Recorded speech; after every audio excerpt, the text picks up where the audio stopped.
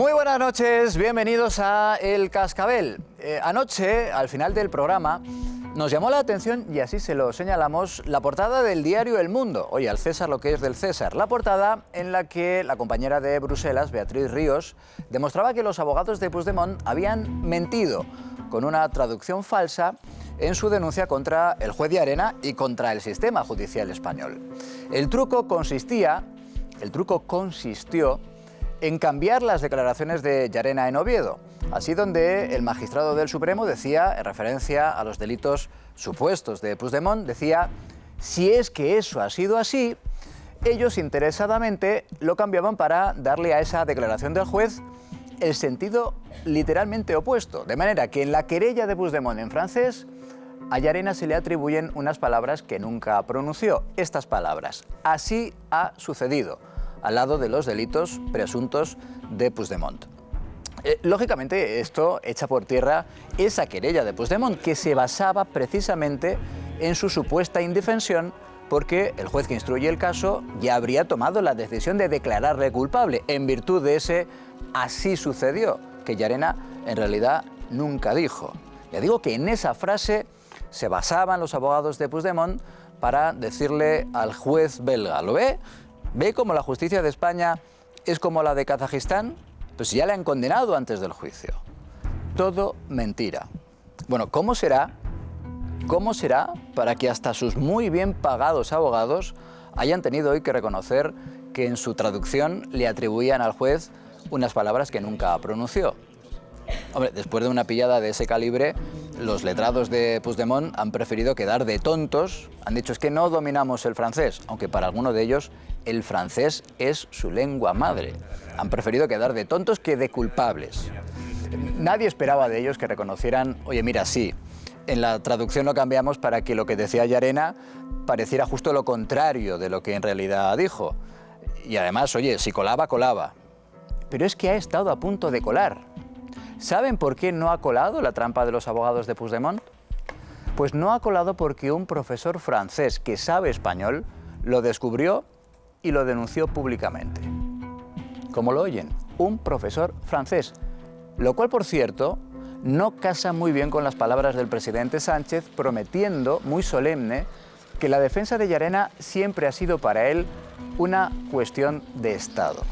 De haber sido así, hubiera sido el aparato del Estado y no un profesor francés quien hubiera descubierto mucho antes un embuste más burdo que el peor timo del tocomocho. Al gobierno, parece que más en concreto a su ministra de Justicia, no le interesó, obvió los informes y desatendió la defensa no del juez Llarena, que también, sino del Estado de Derecho en nuestro país, que no es Kazajistán. La rectificación en este caso es evidente: de la indefensión en la que dejaron a Llarena a considerar su defensa una cuestión de Estado. Una rectificación, en cambio, donde continuó sin ver el cambio de rumbo que tanto se le critica al gobierno es en otra cuestión, en su política de inmigración.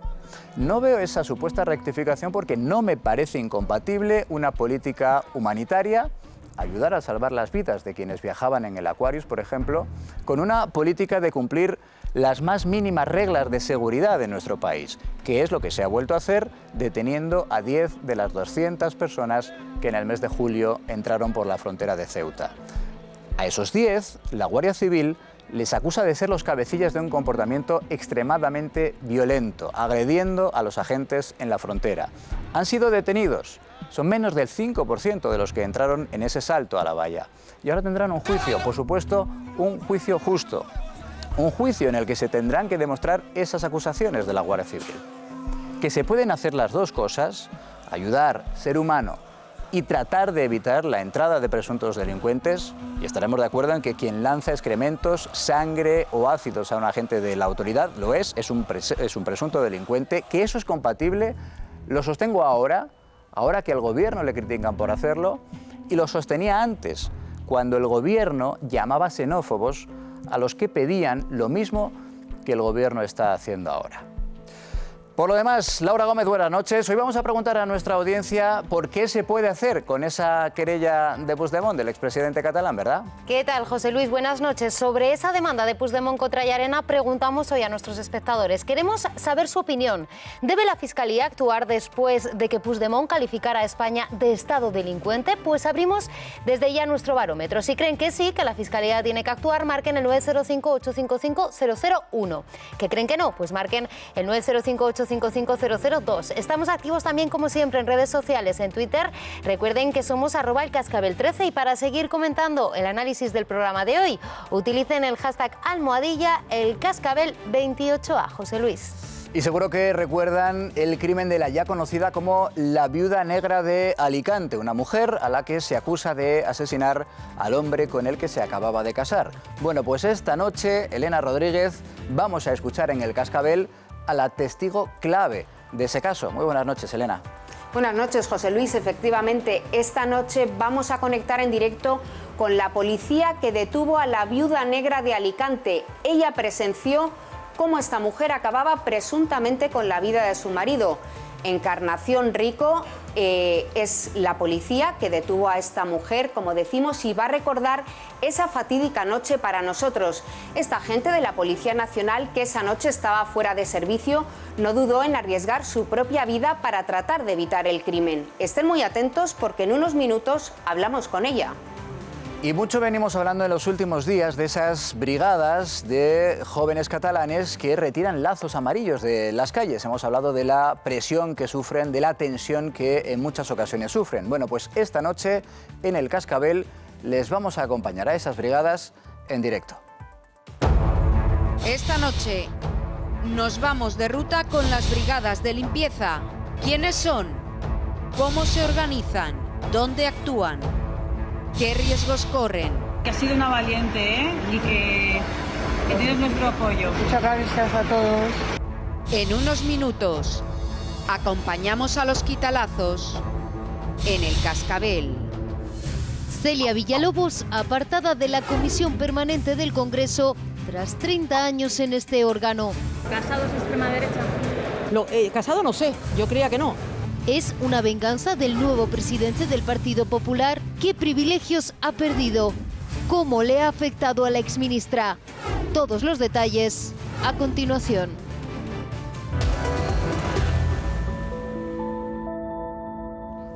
Pues ya les hemos contado lo fundamental de la información del día, que digo yo que ahora habrá que tratar de analizar, de explicar esa información. Esta noche, ¿con quién? Con Fátima Iglesias, bienvenida, buenas noches. Buenas noches. Con Javier Chicote. Javier, bienvenido, ¿Qué tal? buenas noches. Buenas noches. Está también con nosotros Edurne Uriarte. Edurne, buenas noches. Buenas noches. Y Carmelo Encinas, bienvenido, buenas noches. ¿Qué tal? Buenas noches a Vamos todos. a empezar, mira, con tu titular, Encinas. Yo me quedo poniendo énfasis en la figura de Grande Marlaska, el ministro de Interior, con esa carta que le envía al conseller de Interior de la Generalitat, Miquel Puig, diciéndole y recordándole que las competencias de seguridad las tiene el Estado, en colaboración con las policías autonómicas, pero que las competencias son del Estado español y que todo el asunto de la convivencia, de la seguridad y la convivencia por estos repetidos episodios de la retirada de los lazos, pues hay que colocarlo, hay que incluirlo en la Junta de Seguridad, que está, por cierto, todavía por poner fecha, pero que hay que ponerlo, porque no querían ponerlo, no querían tratar de decir, no, esto es cosa nuestra, o sea, que los Mossos son los que, bajo nuestras órdenes, deciden quién es el bueno y quién es el malo aquí, ¿no? En fin, ya sabéis todo lo que hay detrás de esto. La carta está bien, ahora falta que le hagan caso al ministro Marlaska y que, entre otras cosas, se incorporen al CITCO y que, por tanto, compartan toda la información. No sé si le hagan caso o no, pero de momento lo que les ha recordado, y también veis la actuación de la Fiscalía, lo que les ha recordado es que la competencia no es, final es del Estado, no es de las policías autonómicas. A modo de titular, lo recalco, Edurne, lo fundamental de la jornada. Yo me voy a la manipulación de los abogados de Puigdemont y del propio Puigdemont, que supongo que dio el visto bueno a esto. Mi titular sería asombro ante una mentira tan burda, porque esto no ha sido algo, no sé, una astucia de un abogado muy inteligente para presentar una demanda muy bien construida. No, es una mentira tan burda que causa asombro que abogados de calidad, de prestigio, si es que lo son, hayan llegado a hacerlo, porque a través de esa información del Mundo hemos tenido todos la oportunidad de ver todo el párrafo, el original y el traducido. Y lo asombroso es que todo está perfectamente traducido, de 10, para dar un 10 en examen de traducción, menos esa frase que es obviamente manipulada. De tal manera que, desde mi punto de vista, el juez belga es que va a tener que rechazar esa demanda solo por eso, porque está muy claro que no es un despiste, sino que es una mentira deliberada por parte de los abogados que han hecho eso. Bueno, tenés así, me recuerda Ana en Twitter que cuando se acude a los tribunales es obligatorio que se utilicen traductores jurados. Lógicamente eso abona la teoría de que es un embuste intencionado por parte de los abogados. Ellos han culpado al traductor jurado. La pelota se la han puesto al traductor jurado. Yo no solamente me ha parecido burda la manipulación, que es evidente. Ya sabíamos que el independentismo... Titular, ¿verdad, Fátima? El independentismo, exactamente. Yo no decaigo, por continuar con lo que decía Edurne, y te lo admito de titular ya si quieres. No solamente ha sido burda la manipulación, y ya sabíamos, teníamos pruebas de lo manipulador que puede llegar a ser Puigdemont, también ha sido burda la manera de descubrirlo, ¿no? Que los abogados del Estado no hayan sido capaces de ver que esa traducción no hacía... no era la real, y que lo haya tenido que descubrir un profesor de francés y avisarlo a través de un Twitter o a través de un tweet, me parece también cuanto menos bastante burdo. Yo, de todas maneras, no sé, evidentemente estoy con Edurne, que probablemente esto tenga que hacer que se sobresea, que quede en nada esta demanda, pero yo creo que incluso aquí hay un indicio de delito. Estamos hablando de la justicia belga, o sea, no desechéis nada, por imposible. Pero hay un delito que está tipificado. Hay un delito que está tipificado en el Código Penal, que es estafa procesal, que es cuando se manipulan las pruebas conscientemente para intentar que haya un dictamen del juez favorable. Esto es un delito, vamos. Yo sé que tú me vas a hacer caso. Yo te voy a hacer caso. Uno de 4 no es un mal porcentaje si lo consigo. Yo venía escuchando la COPE y ha hecho una encuesta Ángel Expósito de hasta dónde está la gente del procés, y llamaba a muchos oyentes diciendo que están hasta las narices, obviamente. Y yo también, pero no podemos bajar la guardia, y también me voy a Bélgica. Yo creo que nos estamos volviendo locos un poco todos, y al margen de la traducción, que se evidencia las malas intenciones, yo niego la mayor. O sea, ¿qué narices hace un tribunal belga?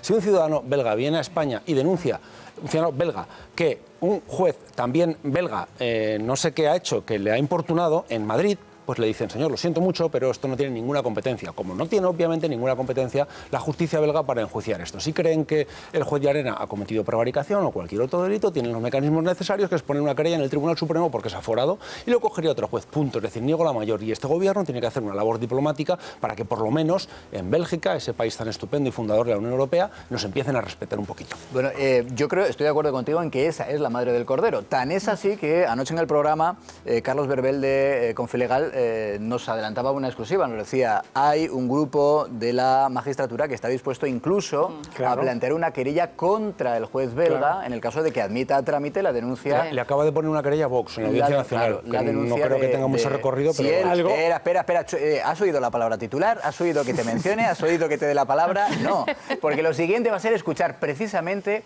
a ese grupo que plantea la posibilidad de una denuncia contra el juez belga si admite a trámite la querella de Carlos Puigdemont.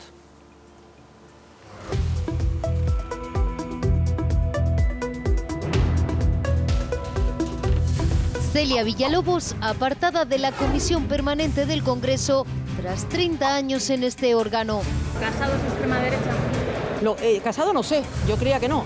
Es una venganza del nuevo presidente del Partido Popular. ¿Qué privilegios ha perdido? ¿Cómo le ha afectado a la exministra? Todos los detalles a continuación.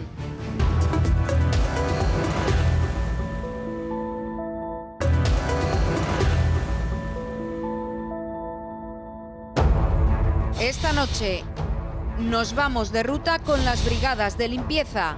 ¿Quiénes son? ¿Cómo se organizan? ¿Dónde actúan? ¿Qué riesgos corren? Que ha sido una valiente, ¿eh? Y que tienes nuestro apoyo. Muchas gracias a todos. En unos minutos, acompañamos a los quitalazos en el Cascabel. Entonces, Raquel, nos tienes que contar en qué ha consistido ese proceso que deriva unas declaraciones del juez Llarena en Oviedo, donde, entre otras cosas, dice una obviedad como que en España no hay presos políticos, en una denuncia que presentan contra él Carles Puigdemont, en la que se dice que España es un estado delincuente, similar, por ejemplo, a Kazajistán, en el que se vulneran, se violan algunos derechos fundamentales, y que después hemos conocido que está basada en una frase que en realidad nunca pronunció, que se inventaron los traductores de los abogados de Puigdemont. Y vamos a verla, vamos a analizarlo para que ustedes lo vean y lo entiendan claramente en casa. Hablamos desde el primer momento de una traducción errónea. Al pasar del español al francés se altera un condicional por una afirmación que implicaría que Llarena vulneró su derecho a la presunción de inocencia, pero no lo hizo y lo van a ver. Fíjense en el texto, en lo que dice uno y otro. Las declaraciones de Pablo Llarena, dice, con independencia de cuál haya podido ser la motivación que les haya llevado a las personas a cometerlo, si es que esto ha sido así, pues tienen que ser investigados. Esto es lo que dijo Llarena. Este texto es el que aparece en la demanda, con independencia de cuál haya sido la motivación que les haya llevado a cometerlos. Como en efecto sucedió, tienen que ser investigados. ¿Ven la diferencia? Un condicional y una afirmación. Tras esto, aún así la defensa de Puigdemont va a anunciar que lo corregirá, pero insiste que, al igual que hace el gobierno de la Generalitat, que no es relevante este asunto y que no altera el contenido de la demanda. Este es el texto. Pedro Sánchez, ya lo hemos escuchado antes, rectificaba esa postura de su ministra de Justicia y aseguraba que la defensa de Llarena es una cuestión de Estado. Ante estos bandazos del Ejecutivo de Sánchez, el Partido Popular exige el cese de Dolores Delgado, de la ministra, y la va a reprobar en el Senado. Pues la jurisdicción en el ámbito, ¿no?, de los juzgados internacionales. Y es que, según cuenta ABC, la ministra se negó a apoyar al juez Llarena en contra de su equipo. Consiguieron al final convencerla un sábado en una reunión en una finca de Quintos de Mora. Así lo contaba ABC. Delgado desoyó a altos cargos de justicia sobre el apoyo. La rectificación se gestó en una reunión informal de ministros. Allí esos ministros pidieron a Sánchez que rectificara. Un día después, el domingo, el presidente ordenaba redactar una nota de prensa para asumir personalmente esa decisión. Eso ocurría el fin de semana. El PP aseguraba ahora que el gobierno seguía con sus mentiras y que solo acierta cuando corrige. Pero estamos viendo que el señor Sánchez sigue dando bandazos y solo acierta cuando recula. Pero las mismas mentiras que yo he visto en Puigdemont a la hora de demandar al juez Llarena, las estoy viendo en el gobierno a la hora de explicar por qué lo había dejado tirado. Se incorpora a la mesa del Cascabel Nicolás González Cuéllar. Él es catedrático de Derecho Procesal y es el presidente de ese movimiento 24-2 que, ya decíamos anoche, se estaba planteando incluso la posibilidad de demandar al juez belga si admite a trámite esa polémica denuncia de Puigdemont de la que estamos hablando. Bienvenido, Nicolás. Muchas gracias, buenas noches. Decíamos que esa es la madre del cordero. ¿En qué cabeza cabe que se pueda admitir una querella de estas características, en las que de una declaración sin ningún tipo de interés desde el punto de vista judicial, es decir, en las que el juez de Llarena dice en España no hay presos políticos y, como hemos visto ahora, también dice, hombre, habrá que ver si se han cometido o no delitos, que se derive en esa denuncia? ¿Hay posibilidades reales de que sea admitida a trámite por la justicia belga? Bueno, no debería ningún juez belga ni de ningún Estado de la Unión Europea admitir una acción judicial que a todas luces es fraudulenta y falsaria y está colocada por los golpistas huidos como trampa de elefantes para que personas incautas coloquen a la justicia española en una situación que ellos pretenden que sea hacer el ridículo internacional. Nosotros entendemos que han utilizado una vía como norma de cobertura para amparar esa acción judicial fraudulenta y falsaria, que no es el absoluto aplicable, que es el reglamento de Bruselas sobre competencia judicial, civil y mercantil, que no puede ser utilizada para que un juez extranjero revise la actuación de cualquier juez español, y mucho menos de la Sala Segunda del Tribunal Supremo. Ellos, por tanto, están haciendo trampas, intentan utilizar un juez belga a ver si cae en esa trampa, y nosotros simplemente lo que nos limitamos a decir como asociación que defiende los derechos fundamentales y las libertades públicas de toda la ciudadanía, que exigen contar con una jurisdicción íntegra y soberana, que si el juez belga se arroga una jurisdicción de la que carece, nosotros, ante la jurisdicción española, procederemos a presentar una querella ante la Audiencia Nacional por delito de prevaricación y de usurpación de funciones contra ese juez belga, porque es la jurisdicción española la que tiene sobrados instrumentos para protegerse a sí misma frente a estos intentos por parte de los golpistas de ponerla en ridículo. Bueno, eso lo vamos a saber pronto, ¿eh? Vamos a saber pronto, tan pronto como el próximo día 4, si el juez belga admite a trámite esa querella de Puigdemont, y por tanto sabremos pronto también si ustedes presentan o no esa querella contra él, llegado el caso, contra el juez belga. Se trata de una demanda civil que ellos han planteado, ya he contado por qué vía, que el ordenamiento comunitario permite, pero no para estos casos, y realmente el juez belga hoy por hoy no ha adoptado ninguna decisión que nos conste, es decir, no ha hecho absolutamente nada. Existe una figura en Bélgica que es la del huissier judicial, que es una mezcla entre agente judicial y procurador, que lo que ha hecho es recoger la demanda presentada por Puigdemont y sus amigos y tramitarla, intentar notificarla al magistrado Llarena. Pero no nos consta que por parte del juzgado se haya adoptado decisión alguna. Es más, en la citación que se intentó hacer llegar al juez Llarena aparece la advertencia de que se le cita a una audiencia preliminar, entre otras cosas, para examinar la competencia. Nosotros confiamos en que el juez belga rechace esa demanda espuria y no se entrometa la jurisdicción española. Si no lo hace así, pues tendremos que actuar en consecuencia, dado los fines de nuestra asociación, poniendo una querella al juez belga para que explique ante un juez español sus actos. ¿Y cómo puede influir en esa querella el hecho de que les hayan pillado con el carrito del helado a la defensa, reconocida incluso que les han pillado por la propia defensa, con ese error de la traducción? Dicho de otra manera, un juez español, que supongo que habrá casos, cuando detecta, oiga, es que lo que usted me dice aquí que ha dicho el señor al que usted quiere demandar no tiene nada que ver con la realidad, ¿qué hace un juez español en un caso de esas características? Bueno, a ver, en abstracto, una mentira ante un juez para obtener una resolución favorable que puede suponer un perjuicio para la parte contraria, pues es una infracción grave. Yo no tengo elementos de juicio en este momento para atribuir responsabilidades de esa índole a ninguno de los que intervienen. A nosotros no nos preocupa tanto las posibles responsabilidades que puedan haber asumido mediante esta demanda los golpistas. Ya sabemos que llevan haciendo trampas mucho tiempo. Lo que nos preocupa, y mucho, es la actuación que pueda tener el juez belga.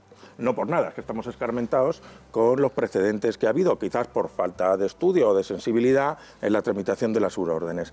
Claro, sería el colmo que el juez belga se entrometiera, se arrogara esa jurisdicción de la que carece y se entrometiera en una investigación de delitos de rebelión y sedición efectuada por el Tribunal Supremo. En el fondo, siendo muy grave el episodio de la traducción, y que es una muestra más de las mentiras de esta gente, en el fondo no es del todo relevante para la cuestión crucial del comportamiento de la justicia belga hacia la justicia española. Es que con traducción correcta o con traducción incorrecta, esa demanda es absolutamente inadmisible y se tiene que rechazar. ¿Y en la defensa que ha hecho el gobierno del juez Llarena, entramos o no entramos? En la primera parte, en la segunda parte, en la rectificación, ellos dicen que no ha habido rectificación. A nosotros nos parece, no hemos visto excesiva firmeza, todo lo contrario, más bien una actuación zigzagueante y dubitativa, pero por suerte en España disponemos los ciudadanos y la sociedad civil de instrumentos legales para defender nuestra Constitución y nuestras libertades, haga lo que haga el Gobierno ante la Administración de Justicia mediante la acción popular, que sería el instrumento que nosotros utilizaríamos. Bueno, con independencia de lo que haga el fiscal y de lo que haga después la justicia, por supuesto. Voy a dejarles que le pregunten también porque siento ya la presión de nuestros analistas sobre mis espaldas. Venga, Carmelo. Muy rápidas. La primera, ¿tiene conocimiento el juez belga de que si acepta esa demanda pueden ustedes cargar contra él en la audiencia? Esa es la primera pregunta. Y la segunda es, dice usted que si esto se hubiera descubierto, digamos, si no hubieran rectificado en ese condicional que han eliminado, hubieran incurrido en una falta grave. A lo mejor eso hubiera sido lo deseable, que se hubieran dado cuenta que la defensa española se hubiera denunciado ya in situ antes de que ellos lo corrigieran, porque hubieran incurrido en esa falta que no hubiera estado nada mal. Porque bueno, así va a quedar pues en eso, pues una falacia más de las que ellos practican. Respecto a la primera pregunta, nosotros no pretendemos ni, por supuesto, ni presionar ni condicionar la voluntad de nadie en el ejercicio de sus funciones. Lo único que hacemos es que informamos a la ciudadanía española de la consecuencia legal que tendría un determinado acto de un juez belga. Él sabrá lo que tiene que hacer. Pero entienden ustedes que les habrá llegado esa información. No lo hacemos con la intención tampoco de interferir en su decisión. Lo que decimos, hacemos ver al público que los ciudadanos tenemos instrumentos para proteger la integridad de la jurisdicción, que es básica para la defensa de nuestras libertades. Hombre, si no le ha llegado en el momento de la sociedad de la información, está muy mal asesorado el juez belga, por otra parte. Bueno, no descartes, tampoco es de extrañar, pero estaría mal asesorado. Y en segundo lugar, sobre la traducción incorrecta o alterada, yo no voy a entrar a calificarla y quién puede ser el responsable. Claro que nos parece que es un hecho de suma gravedad. Pero conviene insistir, es que aunque la traducción fuera perfecta, esa demanda es absolutamente inadmisible. Nos parece que, desde la perspectiva al menos de la acción que creemos que tenemos como ciudadanos, la responsabilidad de impulsar, lo que no podemos tolerar es que la jurisdicción española sea tomada a pitorreo en Europa. Y como parece que entre los poderes públicos no todo el mundo está tan preocupado por esto, pues me da la sensación que ustedes ya tienen hasta escrita, por si acaso, la hipotética querella contra el juez belga. Pues la verdad es que no. Mire, es que los abogados normalmente solemos agotar los plazos y trabajar el último día. No, entre otras cosas, porque no sabemos qué va a hacer el juez belga. Simplemente manifestamos que esa esperanza que tienen los golpistas de que se admita a trámite tiene consecuencias legales para el juez que lo haga, porque está claramente entrometiéndose en la jurisdicción española y denigrándola, si lo hace. Sí, yo le quería preguntar si esta iniciativa de su asociación es la primera, han hecho más acciones de este tipo, ¿están pensando en más acciones, por ejemplo, muy especialmente en relación con las ilegalidades que están ocurriendo en Cataluña? Bueno, vamos a ver, nuestra asociación, que es de reciente creación, es reacia a utilizar la acción popular porque lamentablemente, en otro tipo de temas, porque lamentablemente ha habido casos conocidos en los que ha habido un abuso de esta figura. En este caso sí que creemos que es un instrumento idóneo para la tutela de los derechos de la ciudadanía. Por tanto, no sería la primera vez que utilizáramos la acción popular. Nosotros no somos una asociación de los que van corriendo cuando oyen la noticia de que otro va a presentar una querella para presentarla rápidamente, deprisa y corriendo para ponerse los primeros. No, nosotros ejercitaremos la acción si entendemos que está fundada. Por eso no podemos tenerla redactada, pues no sabemos qué va a hacer el juez belga. Claro, porque además, insistimos, solo habrá por parte de ustedes querella si se admite a trámite por parte del juez belga. Es que hasta ahora no ha hecho nada el juez belga, ¿no? ¿Les consta que en el marco de la Unión Europea haya habido alguna vez un precedente de este tipo? Quiero decir, de un país dentro del marco de la Unión Europea que cuestione la soberanía jurídica de otro. Y luego quería saber si los abogados o Puigdemont han podido incurrir en un delito de estafa procesal al haber falseado datos.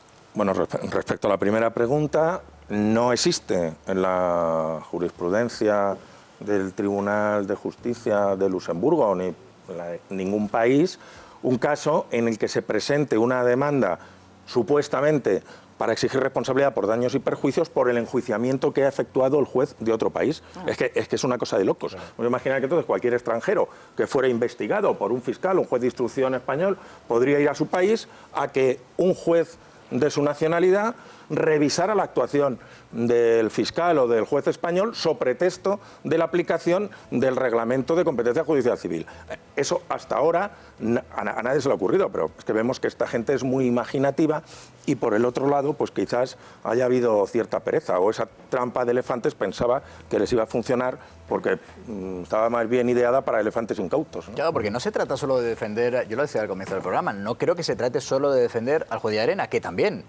Se trata de defender el sistema judicial español, claro. Porque en la denuncia, en la querella de Puigdemont, se habla de una justicia propia de un país no democrático como Kazajistán y de un Estado de Derecho que vulnera derechos fundamentales. En los veintitantos folios de la querella, sea en su versión en francés o en español, se dedica, cambia, O sea, sí, que cambia. Se dedica, un parrafito a las célebres palabras absolutamente neutrales que el juez Llarena, a preguntas de un periodista, dijo sobre el asunto que ha instruido. Y es simplemente que no hay presos políticos en España, algo evidente, que desde luego no se lo puede reprochar a ningún magistrado que lo diga, y que, pues es deseable para los investigados y para la ciudadanía en general que se tramite con celeridad. Bueno, esas expresiones, que son 5 líneas, están entre 25 folios de barbaridades sobre la actuación del Gobierno de España y de la justicia española en relación con el golpe de Estado que esta gente intentó dar el 1 de octubre.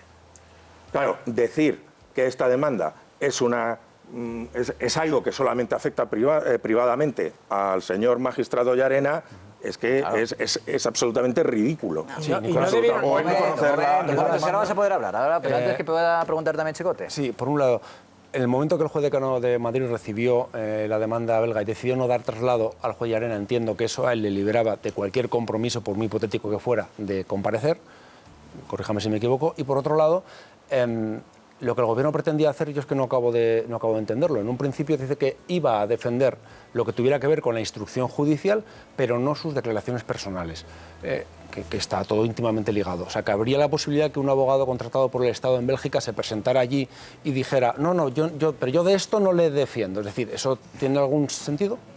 A mí no me parece que tenga ninguno, pero es que además esas afirmaciones solamente son comprensibles en ese contexto, pensando en la hipótesis de que no hubieran leído la demanda, porque es que la demanda expresamente dice que aparte del derecho privado de las palabras que manifestó, que se alteran, los daños están ocasionados por su actuación jurisdiccional.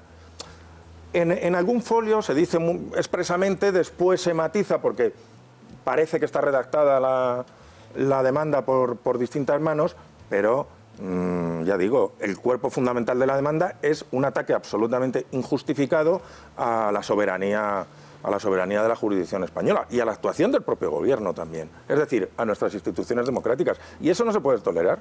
Una cosa más, Nicolás, que a lo mejor es solo un detalle, pero un detalle importante. A nosotros nos ha llamado la atención que haya tenido que ser un profesor francés que sabe español quien detectara que las dos versiones, la escrita en español y la escrita en francés, no eran exactamente iguales, además en algo tan importante como la denuncia en la que se basa la querella. Lo mismo usted me dice, no, esto es relativamente habitual, que haya fallos en la traducción. Vamos a ver, existe un principio procesal básico que es la buena fe, la probidad de las partes. Normalmente los ciudadanos, cuando ejercitan acciones legales, se conducen conforme a ese principio y son veraces en lo que se escribe, o las pruebas que se aportan. Claro, lo normal es que ante el estudio de un asunto uno parta de esta base.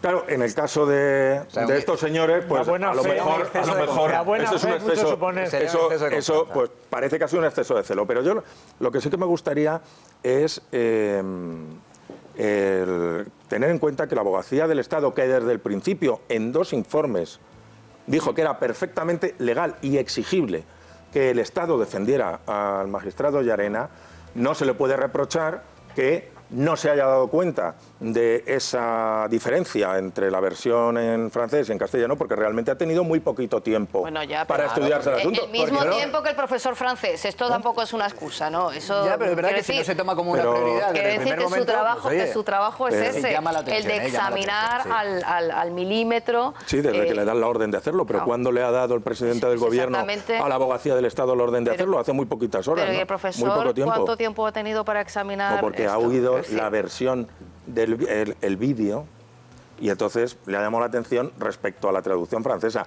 A mí me parece normal un que en ejército de principio abogados trabajando alguien que en está esto. haciendo un estudio jurídico sobre el tema no se ponga ahí a oír las grabaciones, Claro, que da por porque hecho. además, claro, lo da por hecho. Claro, da por Porque hecho que además no ahora hay la fallo. cuestión que se está analizando en esta audiencia previa va a ser la de la competencia, no el tema de fondo.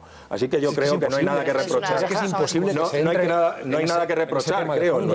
en nuestra opinión a la abogacía. En esto de la competencia, don Nicolás, ¿no debieron ustedes de actuar cuando el juez alemán se dio el lujazo de sobrepasar ampliamente sus competencias, que casi prácticamente que juzgó el caso de Puigdemont?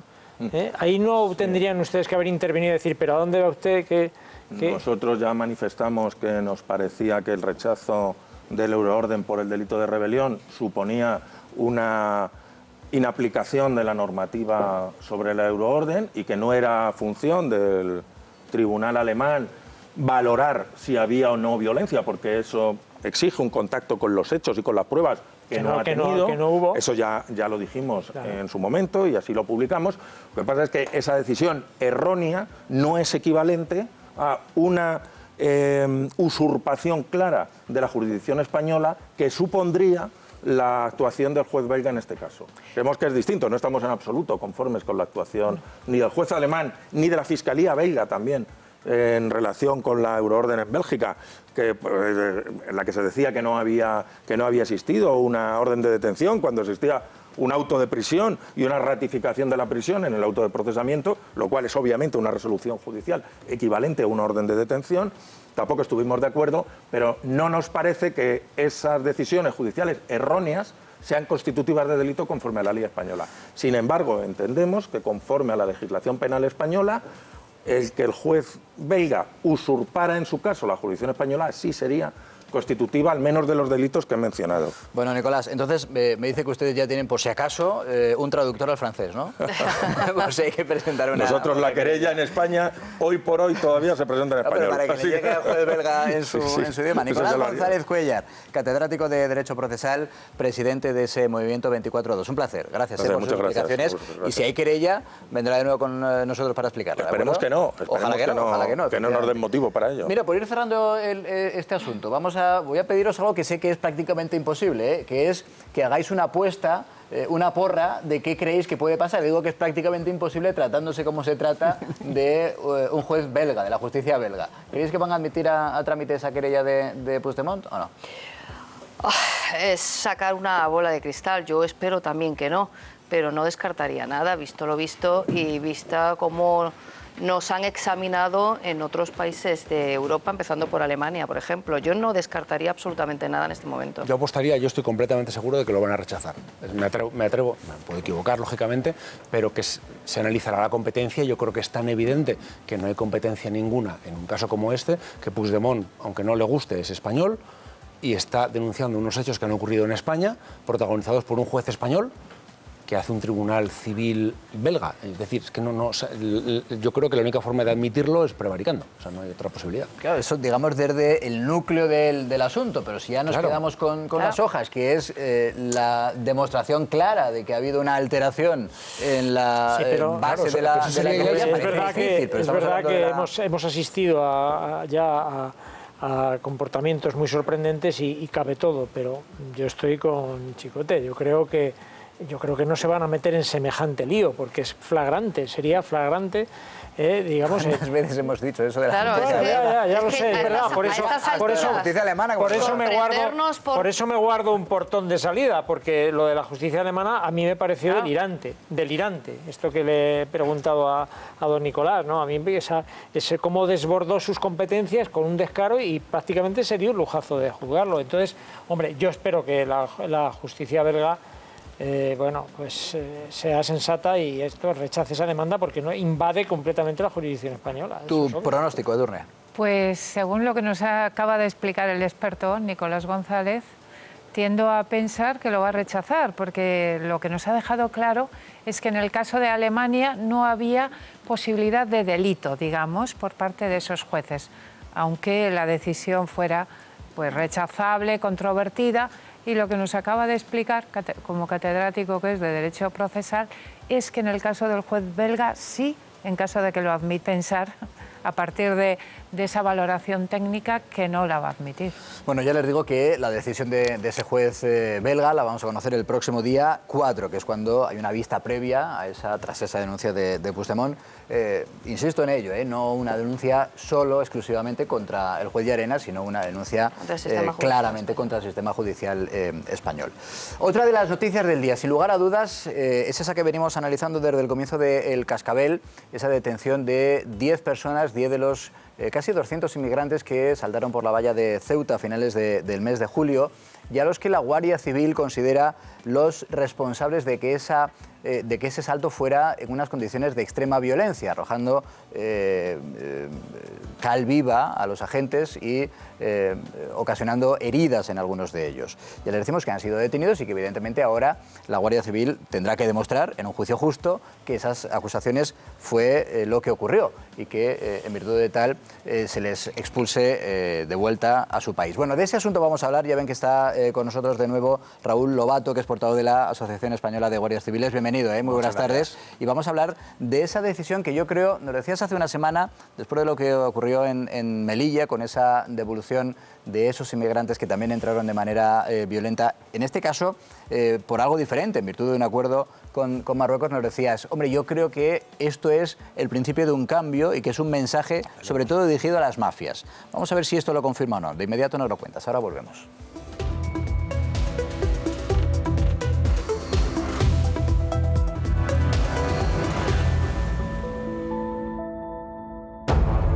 Esta noche nos vamos de ruta con las brigadas de limpieza. ¿Quiénes son? ¿Cómo se organizan? ¿Dónde actúan? ¿Qué riesgos corren? Que ha sido una valiente, y que tienes nuestro apoyo. Muchas gracias a todos. En unos minutos acompañamos a los quitalazos en el Cascabel.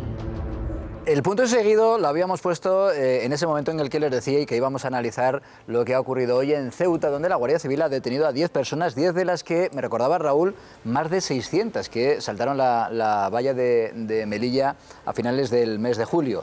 Y tú hace unos días estabas en el programa y nos decías, la actitud es cada vez más violenta por parte de algunos de los que entran, y nos explicabas, es violenta porque dentro de esos grupos que tratan de saltar la valla hay personas que ejercen de organizadores, saben el momento en el que deben tratar de saltar la valla y cómo actuar, y son los que reparten, digamos, esos medios desde la cal viva hasta radiales convertidas en martillos, lanzallamas y demás.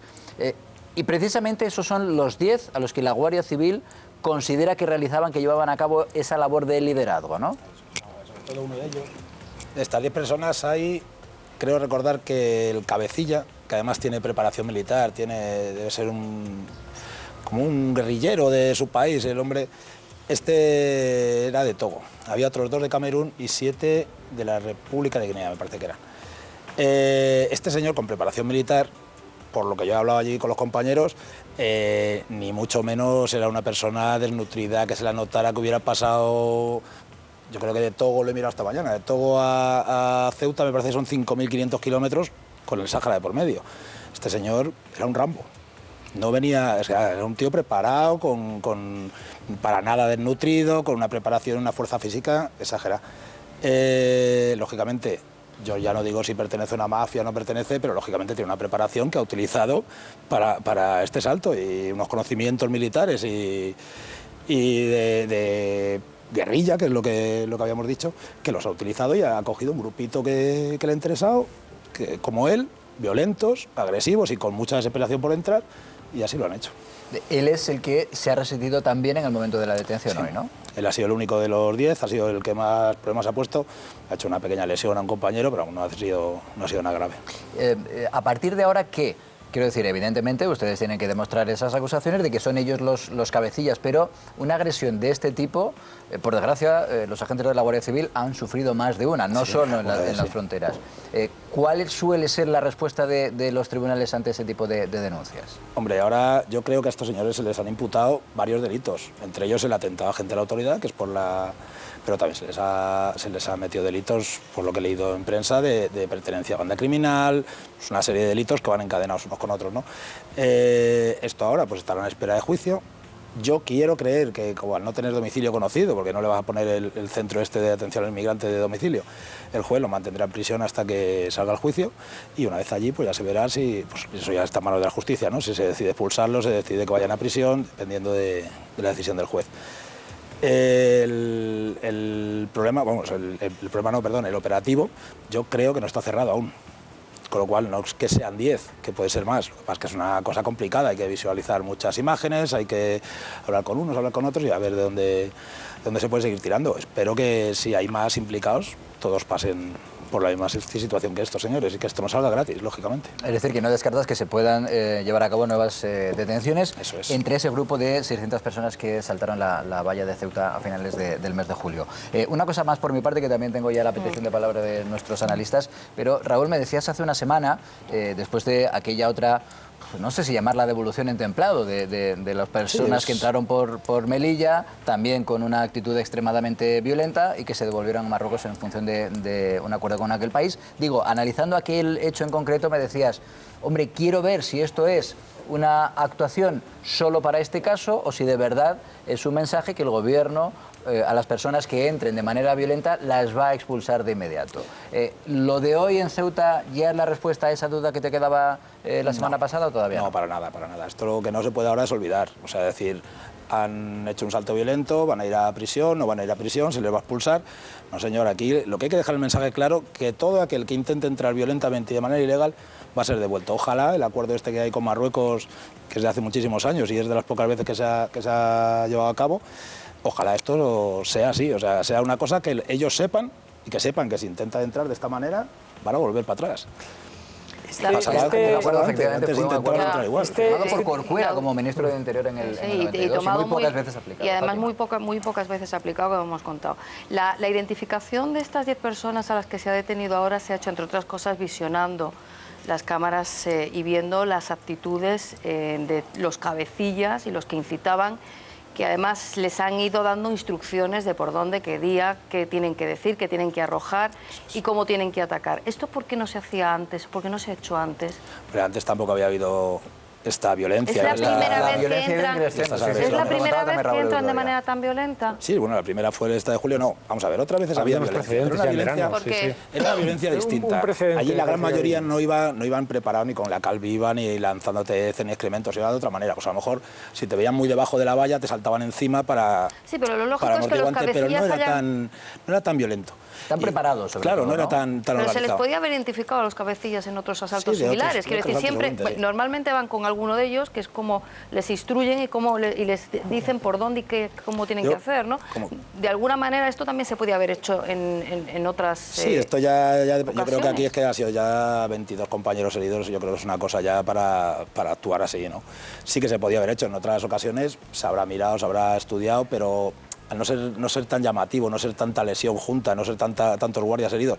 Es lo que te digo, antes saltaban encima tuyo. Ya, pero no iban con lanzallamas, no iban con cal viva, no iban con ácido de baterías. Voy ya contigo, esto ya Carmelo, pero es mucho más grave. Déjame que le pregunte, que esto es muy importante. ¿Cómo está su compañero de la Guardia Civil, el que resultó herido más grave en el salto, no en esta ocasión en Ceuta, sino en Melilla? Si le digo la verdad, llevo un par de días que no he preguntado, pero lo último que me dijeron es que va evolucionando, pero claro, es que son heridas, son quemaduras, y esto va muy despacio. Claro, Cuando hablamos, Raúl, de los cabecillas, digamos, de un grupo organizado, estamos hablando de los cabecillas de un grupo organizado que lo único que pretende es facilitar el salto para ellos mismos, o lo que hacen es de alguna forma obtener algún rédito añadido a ese liderazgo que asumen y a esa estrategia que tú calificabas de militar a la hora de realizar el salto.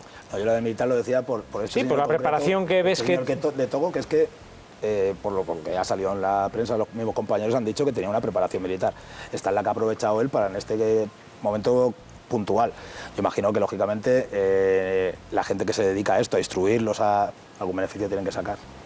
Que el único beneficio no es solo saltar, que ellos también saltan, sino además cobrarles a los demás algún dinero. Esa es la diferencia. Yo este señor que ha saltado 18 euros por cabeza por cada uno que saltaban, pero lo que yo no entiendo de Raúl es, yo entiendo que los cabecillas de esta mafia no saltan la valla, Los organizadores no viven de saltar la valla. Entonces, cuando este salta la valla, la duda que me queda es si él también es un inmigrante que quiere venir a España o a otra parte de Europa a ganarse la vida, o es que en algún momento va a volver al otro lado de la valla para volver a organizar otro salto en el que él también esa es la diferencia que yo he visto aquí, que es lo que trataba de explicar antes. A mí me extraña que un señor que se dedica a esto salte la valla con ellos, a no ser que se haya visto obligado por circunstancias que desconocemos y que, por supuesto, yo datos de la investigación no tengo ninguno. Eso es los compañeros que lo están llevando y a nosotros eso no nos llega exactamente, ¿no?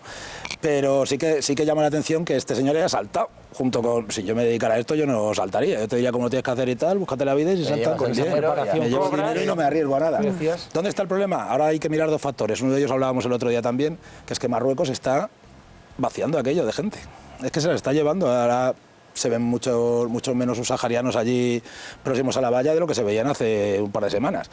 Pero es que el otro problema es que este señor, con su preparación, yo creo que van más por ahí los tiros, que este señor traía su preparación, ha dicho, venga, para adelante con ellos y ya me quito de en medio porque a lo mejor ya no tengo esa fuente de ingresos aquí porque no queda gente, o queda menos.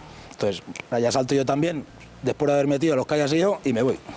No puede ser. Yo quiero insistir en la misma línea de lo que le preguntaba Fátima, es por qué ahora y no antes.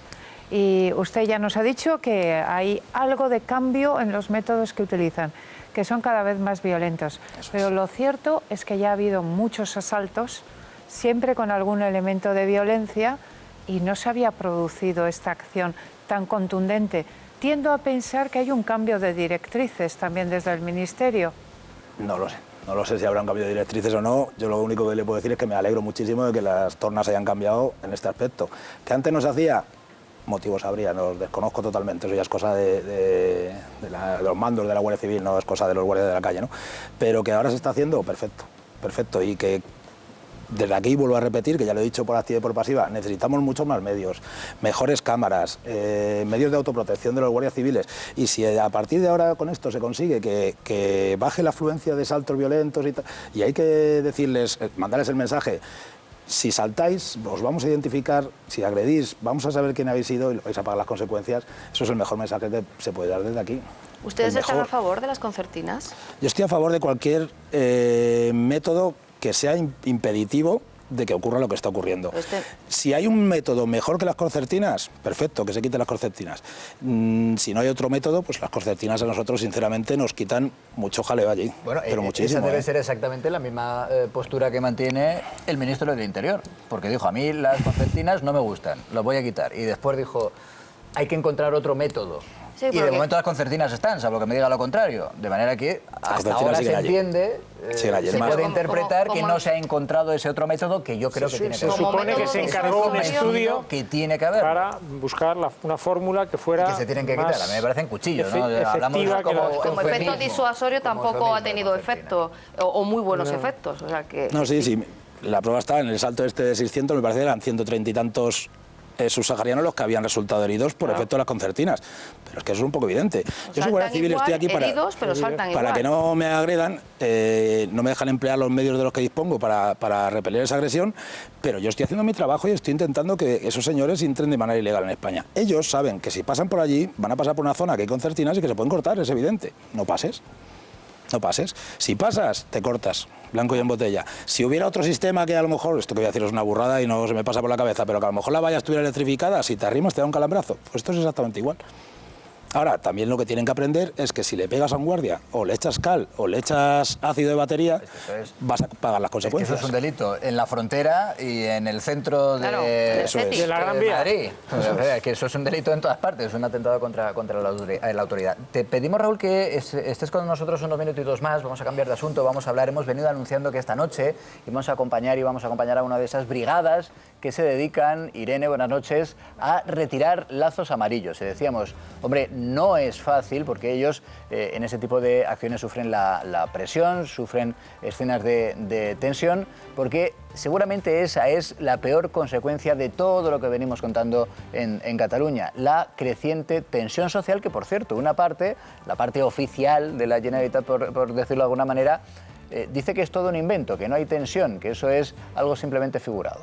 Sí, vamos a empezar con un repaso a la última novedad sobre la mujer agredida en el Parque de la Ciudadela, en Barcelona. Hoy ha presentado una denuncia, recuerden, por esa agresión y ha pedido lesiones y delito de odio ante la Policía Nacional. Ella asegura que el agresor le dio un puñetazo por quitar lazos amarillos. Lo comentábamos ayer. Ciudadanos ha denunciado al agresor ante la Fiscalía y Pedro Sánchez ha defendido la autonomía de esta institución.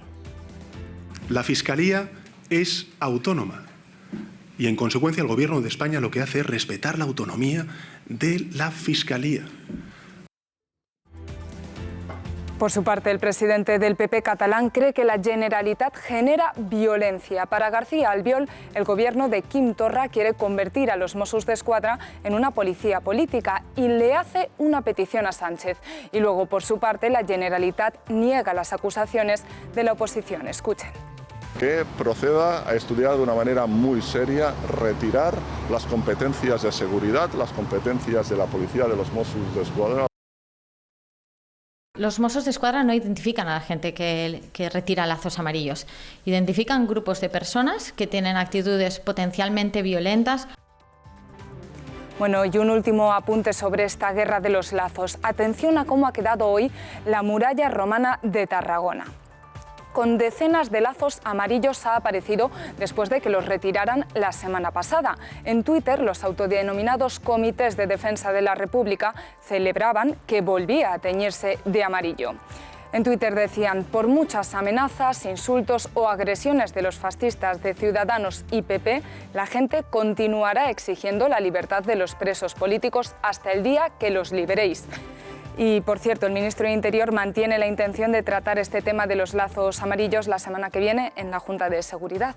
Así que lo mantiene, que ha sido el titular fundamental del día para Carmelo Encinas, aquí presente. Pero vamos a irnos ya hasta Barcelona para saludar a José Casado, que es uno de los componentes de Segadors del Maresme, que, como les decíamos, están preparándose para esta noche llevar a cabo una de esas brigadas de limpieza de lazos amarillos. Obviamente, no diremos dónde, entre otras cosas, para que no vaya la Policía Autonómica Catalana a identificarles, que seguramente no va a tener ningún trámite, no tendría ninguna consecuencia desde el punto de vista jurídico, pero que es un trámite siempre incómodo, que le paren a uno para identificarle. Así que, José Casado, cuéntanos cómo os estáis preparando, porque creo que estáis a punto de comenzar una de esas brigadas de limpieza, ¿verdad?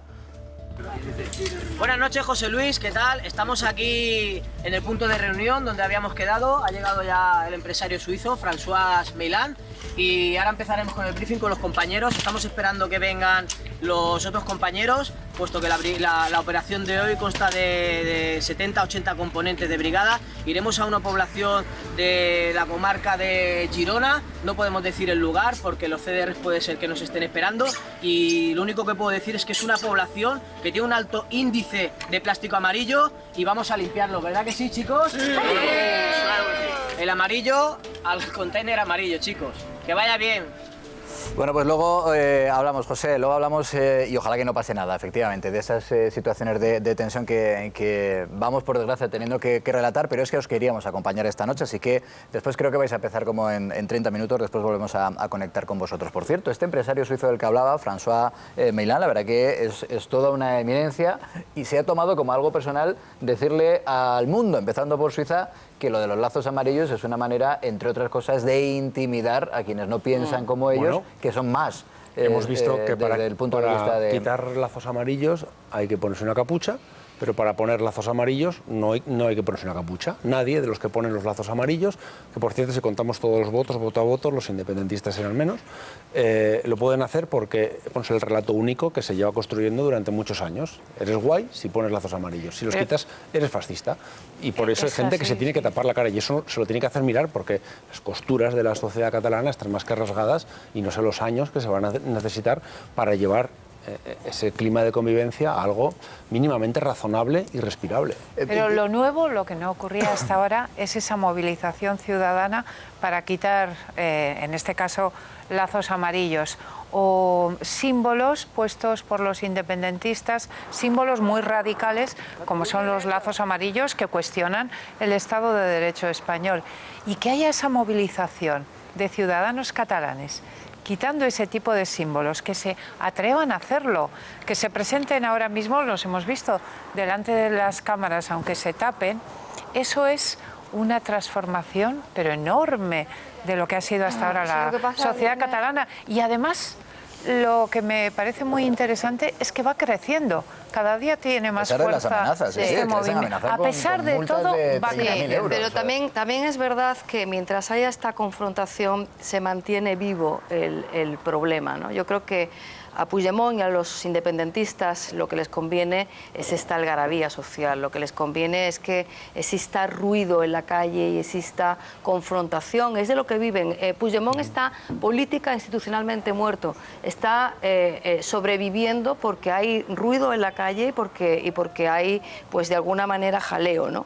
Es verdad que la ciudadanía catalana se había acostumbrado a que el sector independentista de alguna manera tenga el monopolio de la simbología, invadiendo no solamente las instituciones, sino los lugares públicos. Lo hizo con las esteladas durante muchos años, lo ha hecho incluso con las celebraciones de los catalanes.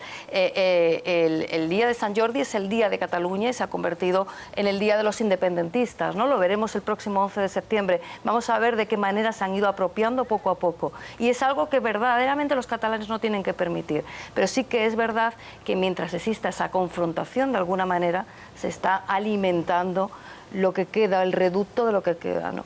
Vamos a ver, porque tenemos un inicio de curso muy complicado y muy duro por delante. Déjame un momento, sí, ahora le doy la palabra. Y de alguna manera veremos cuál es la respuesta política y la respuesta de la ciudadanía a este inicio de curso, que empieza, por cierto, el próximo martes con la vuelta al cole de Torra, en la que va a contar cómo es... Bueno, su vuelta al cole fue ya ayer en Sí, pero Waterloo, tiene una conferencia el martes en la que va a contar un poco por dónde va la hoja de ruta. Ahora te doy la palabra de inmediato, Carmelo, pero creo que es importante y que es interesante analizar también el papel de los Mossos de Escuadra, en este caso, con las identificaciones, y precisamente por eso le pedía a Raúl que nos acompañara unos minutos más, porque él, como agente de otro cuerpo de seguridad del Estado, exactamente igual que los Mossos de Escuadra, me interesa que nos diga si es razonable esa explicación que desde el ámbito político, no desde los agentes de los Mossos de Escuadra o no desde todos los agentes de los Mossos de Escuadra, desde el ámbito político se da.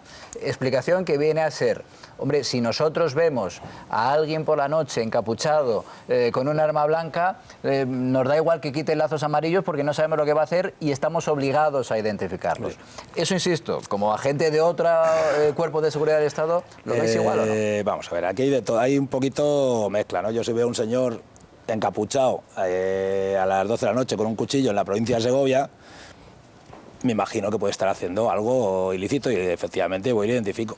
Pero si veo grupos de señores que llevan ya saliendo varios días en televisión que están quitando lazos amarillos, si voy a identificarlos es porque me da la gana a mí.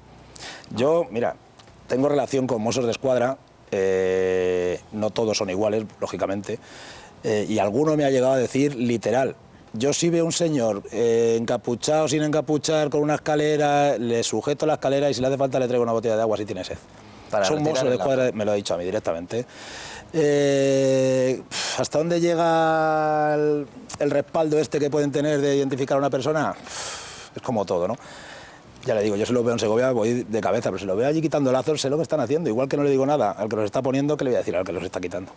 Quería comentar una cosilla, ya que me has dado la opción de hablar. Es un Twitter que ha puesto la Guardia Civil hace unos días, en el que aparece una tortuga marina, no sé si lo podéis ver. Difícil que lo podamos ver, pero... Bueno, es una tortuga marina con un trozo de bolsa de color amarillo enganchada en la boca, ¿no? Y la Guardia Civil puso un Twitter en el que decía que hay gente que sigue lanzando plásticos al mar, a las calles y tal. Bueno, pues este Twitter ha creado una polémica independentista exagerada. Le han dado cera aquí al compañero que lleve de las redes sociales de la Guardia Civil, porque ya se lo ven como un ataque a ellos también. Pero, señor mío, si es que si los pusierais de... Qué casualidad, quiero decir, que es que la bolsa era amarilla, ¿no? Poner flores amarillas, hombre, pero no pongáis plásticos ni guarrerías que suelen ensuciar las calles. Y si hay ciudadanos que creen que eso es basura y que lo quieren quitar, ¿por qué? ¿Qué le vamos a decir? Pues que lo quiten, hombre, se hacen bien. Carmelo. No, yo quería comentar lo que, un poco siguiendo lo que decía Fátima, pero en lo que se refiere a los Mossos que usted comentaba, Raúl, hay que recordar que muchos Mossos de Escuadra provienen de la Guardia Civil. y de la Policía Nacional. Y algunos que quieren pasaron porque, porque les convino, por lo que... Están pasando muy mal. Han creado incluso una plataforma que se llama Policías Autonómicos por la Pasarela, porque quieren volver a la Guardia Civil y a la Policía Nacional. Con la Policía Nacional sí que tienen una pequeña opción que viene en su ley de personal, pero hay que desarrollarlo. Por eso lo decía, porque no hay que, digamos, estigmatizar a todo el cuerpo. No, por eso yo he diferenciado desde el principio. Igual que cuando hablamos de los catalanes, no hay que meter a todos los catalanes en el independentismo, aunque ellos, los independentistas, sí que han conseguido transmitir la imagen de que son prácticamente los únicos que están vivos allí. Esto es absolutamente cierto, por eso es importante que ese resurgir a que tú hacías referencia, Edurne, de esa sociedad civil, por decirlo de alguna manera, que estaba usado por una organización ese término, de la sociedad civil catalana, que salga adelante. Y decía lo de Fátima porque es verdad que viven de la inflamación.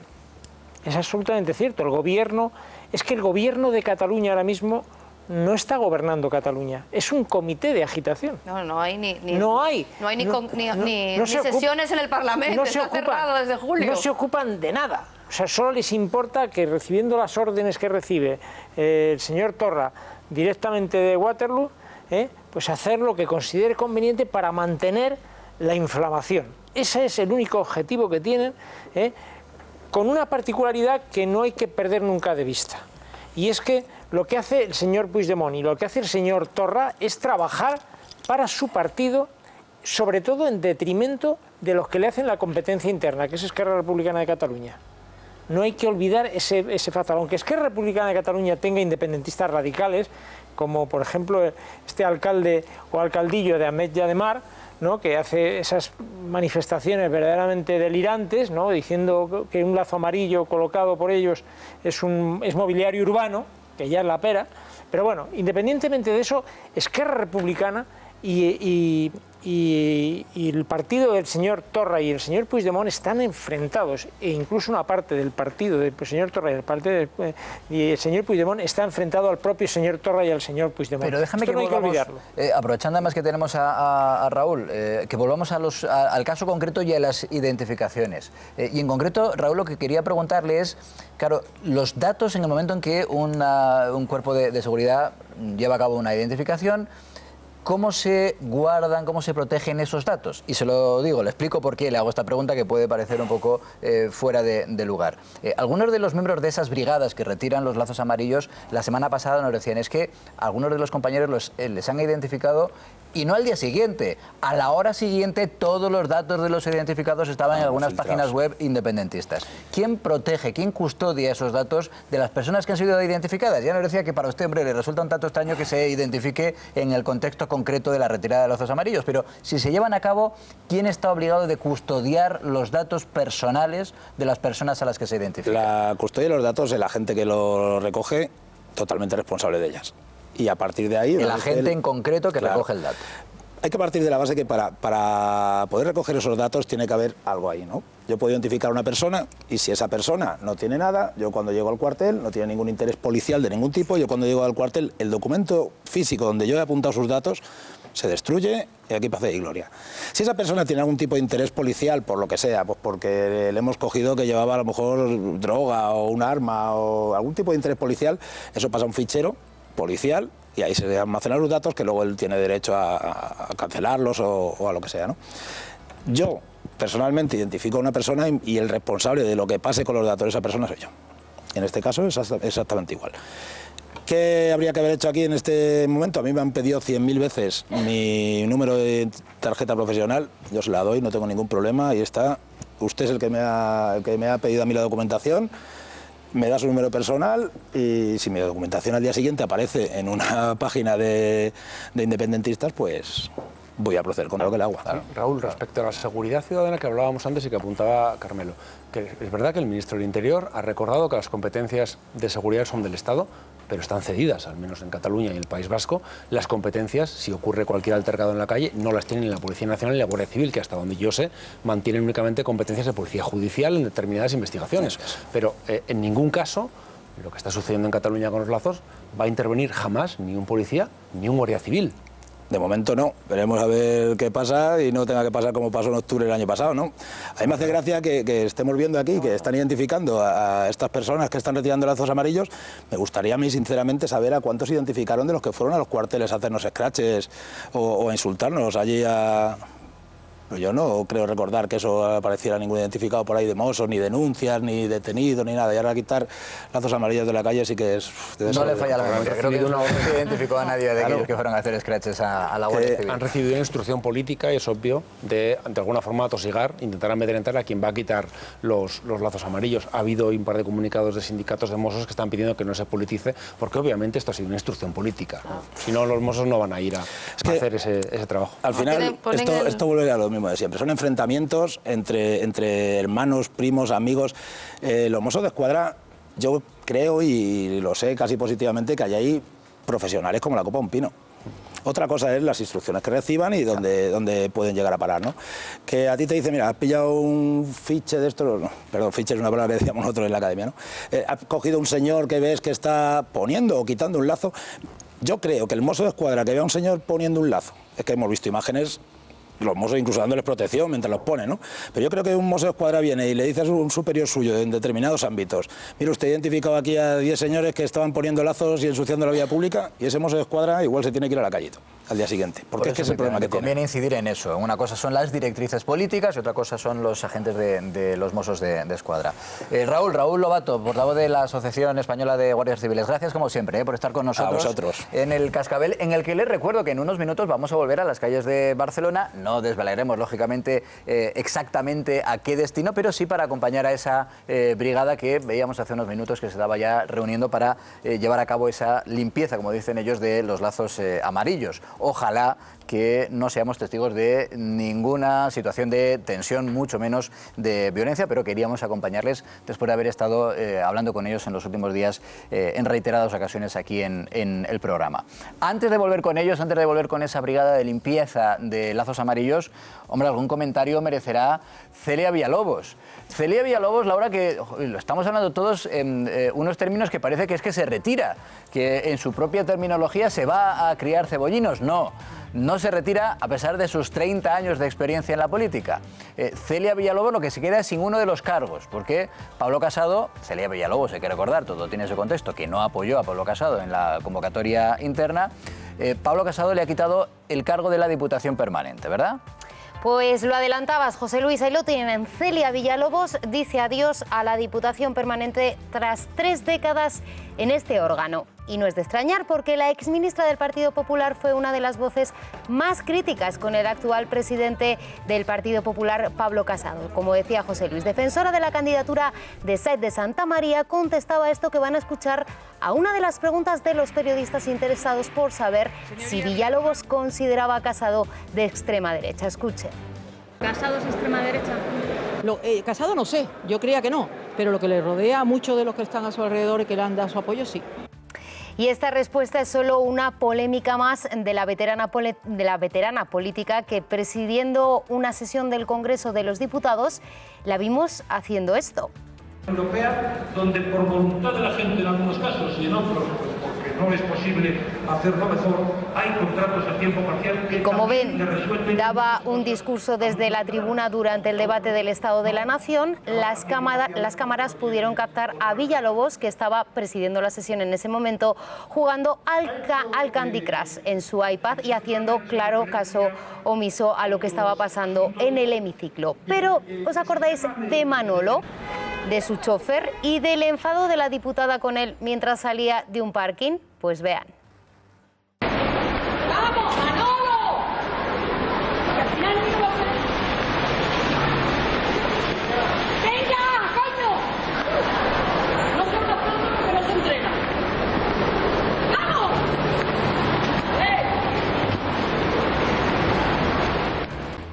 Ya lo han visto, porque si algo nos ha quedado claro de ella es que tiene carácter. Sino que se lo pregunten a Pablo Iglesias, que es quizá el político que más rifirrafes ha tenido con ella en los últimos tiempos. Aquí os mostramos algunos ejemplos. Celia, no pasa nada. Si viene el gobernador del Banco de España y el exgobernador del Banco de España está en la Audiencia Nacional, se le puede hacer un comentario. No, porque estamos hablando de pensiones. Y lo Pueden siento, Pablo, de aplicar verdad, lo con siento. flexibilidad No, democrática, no, Celia. para que tú te luzcas, En no, Pablo, mi amor. Pero Y un dentro... segundo, Celia, que no pasa nada por escuchar. Yo escucho Vais a aprender siempre. una cosa con nosotros. Nosotros las cosas las decimos a la cara. Y cuando alguien dice que la corrupción en el PP es como la sociedad española, nosotros decimos que no. La sociedad española es decente y es honesta. No, y ya no, perdona, cariño. Pero ojo que también tiene sentido del humor. Y si no, miren cómo se tomó esta torpe caída frente a la reina Sofía. Justo, tío, Salmes.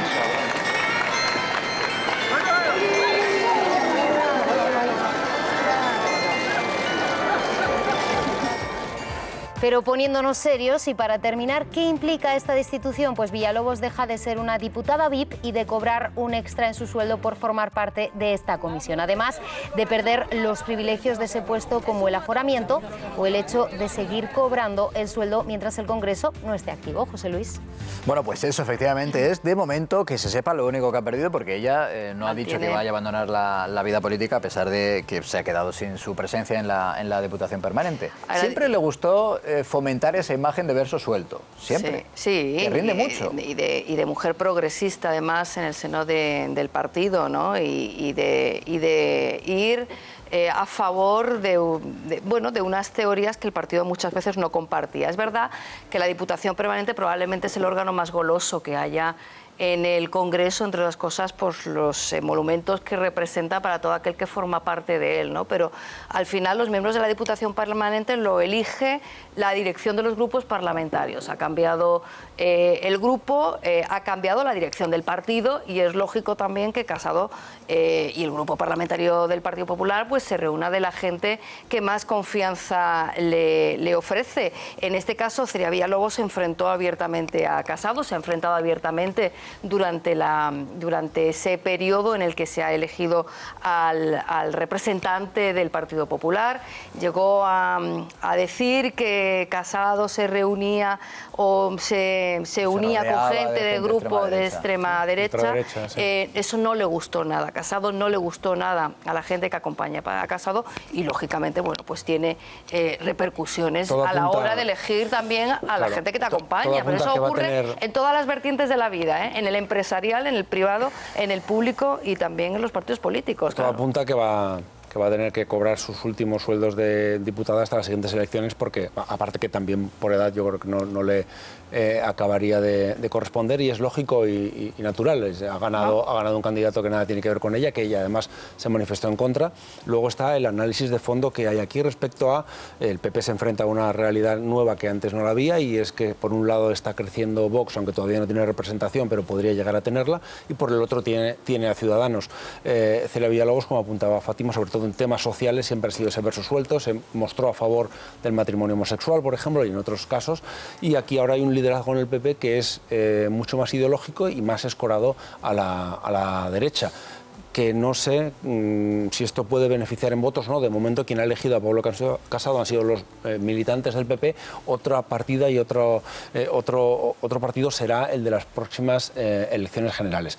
Pero aún así, yo creo que Celia Villalobos lleva desde el 89, es un buen momento para dejar sitio y que vengan otras Es decir, que tú consideras que lo que hemos dado en llamar el ocaso de Villalobos tiene no solo que ver con esos enfrentamientos internos en el Partido Popular, sino que es algo más de calado y puede tener también que ver con cuestiones ideológicas. Y el de Pedro Arriola, que no hay que olvidarlo, el marido de Celia Villalobos, ha sido uno de los asesores más importantes del Partido Popular y bueno, ya perdió. Tampoco en la calle Génova. Eso es. No, claro.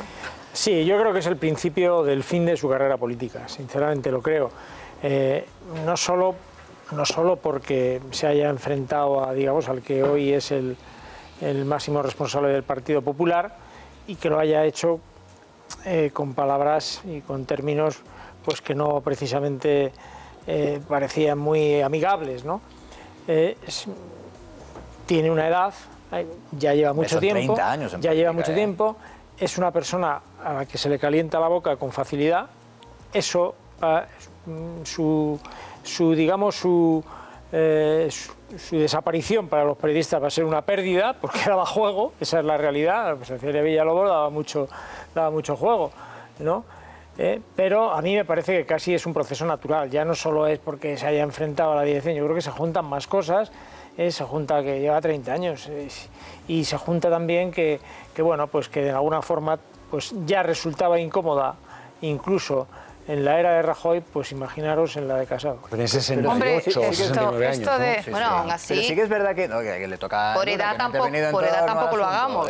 Fátima, ya. Hombre, te quiero decir, no digo porque sea una anciana, lo digo simplemente porque lleva muchísimo tiempo. Los partidos sí que suelen gustar de tener, hombre, no sé si dirigentes, pero sí voces, digamos, de un espectro amplio para intentar atrapar votos dentro, en este caso, del centro-derecha, pues gente más del centro y si me apuras un poquito más hacia la izquierda, hasta la derecha. Si no está Celia Villalobos, que no va a estar, tiene que surgir alguien dentro del Partido Popular que desempeñe ese papel. Sí, la verdad.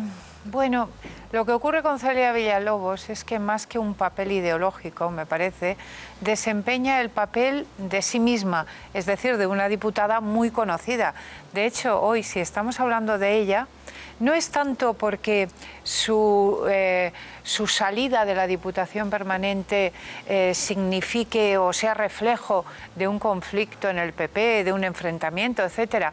Estamos hablando de ella porque es Celia Villalobos, porque es una política muy conocida, que ha tenido un gran protagonismo en varias legislaturas. Para bien y para mal. Que pasan 30 años en la vida pública y nadie se entera de su presencia. Claro, con esto quiero decir que me parece que lo relevante es ella en sí misma, Celia Villalobos, y no tanto, desde mi punto de vista, el hecho de que represente determinada corriente o determinada parte de la derecha. Por cierto, si quiere Celia Villalobos decir cuál va a ser su futuro, claro, está en sus manos. En manos de Pablo Casado está el decir, mira, en la Diputación Permanente no vas a estar, pero oye, su futuro político inmediato en la Comisión del Pacto de Toledo. Solo depende de ella. Bueno, dicho lo cual, de inmediato vamos a hablar... de renovación, tienen que ir desapareciendo gente que lleva 25, 30 o incluso más años. Está en esa línea, evidentemente está en esa línea la explicación de por qué no va a estar en la Diputación Permanente a partir de ya mismo Celia Villalobos. Decía, recordarán ese caso de la viuda negra en Alicante, la mujer que asesinó al hombre con el que se acababa de casar hace tan solo unos días. De inmediato vamos a hablar con la policía que detectó ese crimen, que lo denunció y que posiblemente haya evitado que haya ido a mayores. La testigo clave de este caso, de inmediato en el Cascabel.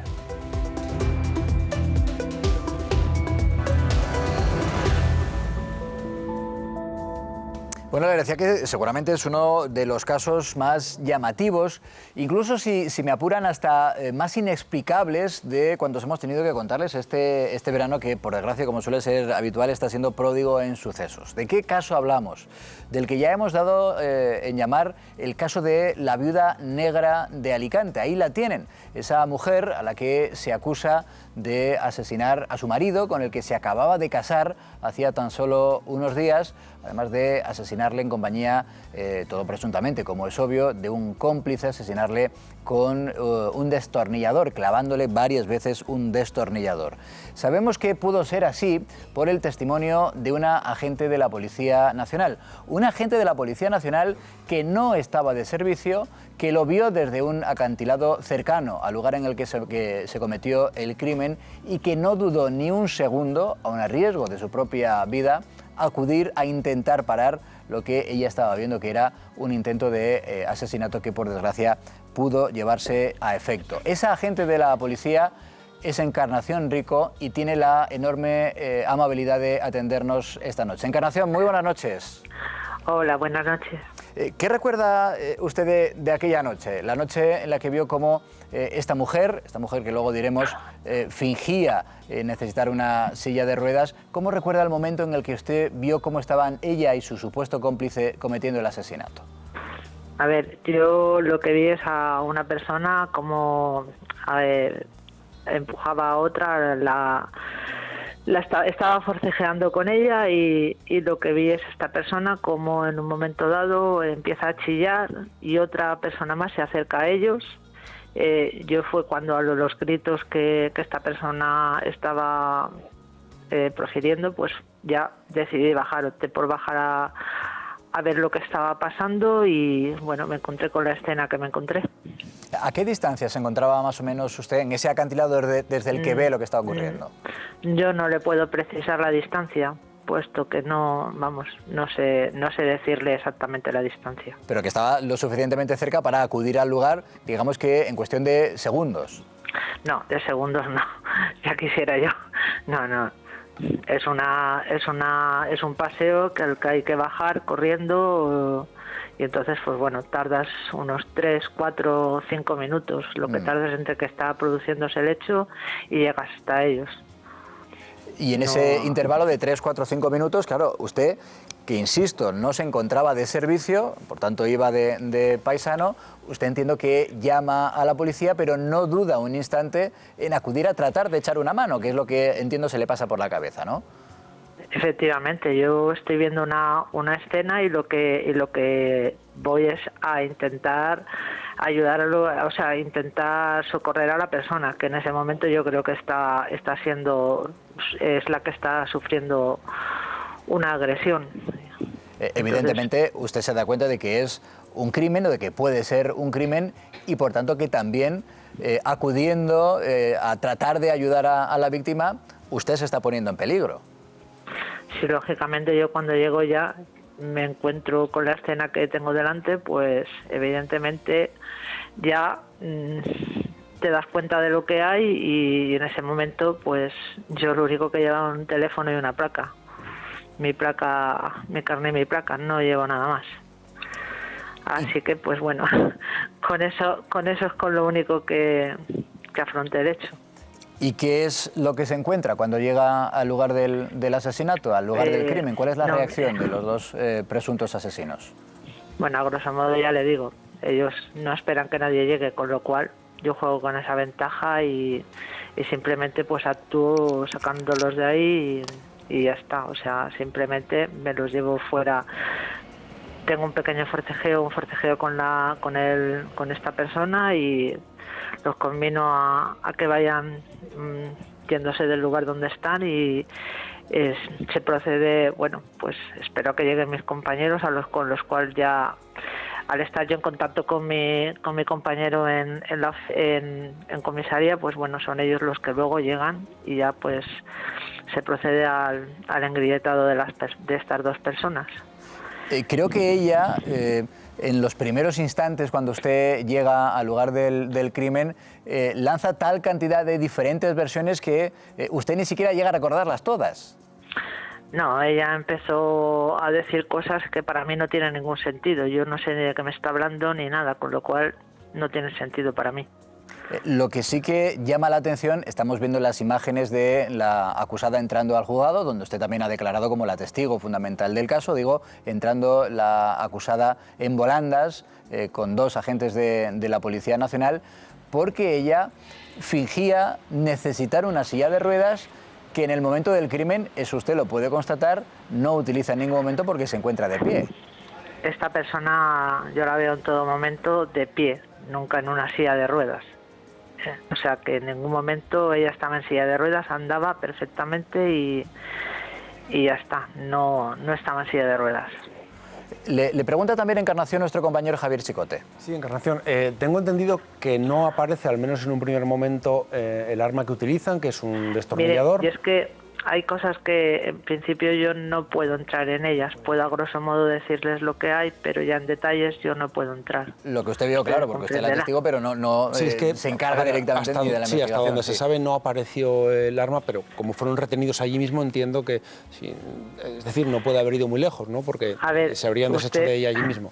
Usted comprenderá que yo en ese momento no puedo ponerme a cachearlos, con lo cual yo a partir de ahí ya le digo, no puedo entrar en una serie de detalles, porque eso ya a partir de hasta que, vamos, eso está en sede judicial y yo no puedo entrar en detalles, ¿vale? Ya le digo, en ese momento yo me encuentro en una inferioridad numérica hacia ellos. Son dos personas que están allí, no hay una persona que no pueda moverse ni andar ni nada, son dos personas de pie, con lo cual yo no puedo ponerme a cachear a esa persona. O sea, simplemente Ya le digo, yo estoy en ese momento sola. No llevo